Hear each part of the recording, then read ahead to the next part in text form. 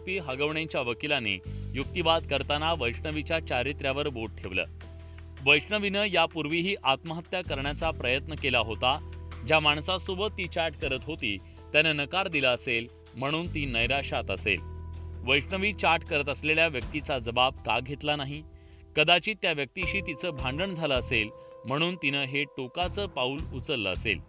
49 लाखांची गाडी दिली गेली असं फिर्यादी सांगतायत, पण हगवणेंकडे आधीच 5 कोटी रुपये किमतीची वाहनं आहेत। वैष्णवीनं अनेकदा आत्महत्या करण्याचा प्रयत्न केला होता असा धक्कादायक युक्तिवाद हगवणेंच्या वकिलांनी केला। कुणाचं कॅरेक्टर असॅसिनेशन नाहीये।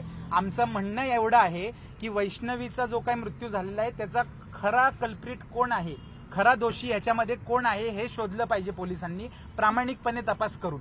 ही आमच्या युक्तिवादाची बाजू आहे। चॅटिंग करत होती त्याच्यामुळे तिच्या कॅरेक्टरबद्दल आम्ही काय वाईट बोललेलं नाहीये।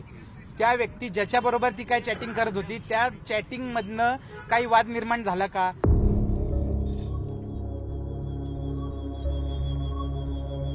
वैष्णवीच्या आत्महत्येनं सगळं समाज मन हेलावून गेलंय।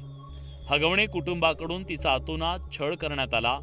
आत्महत्येपूर्वी तिला मारहाण करण्यात आल्याचं पोस्टमॉर्टम रिपोर्टमधून उघड झालं।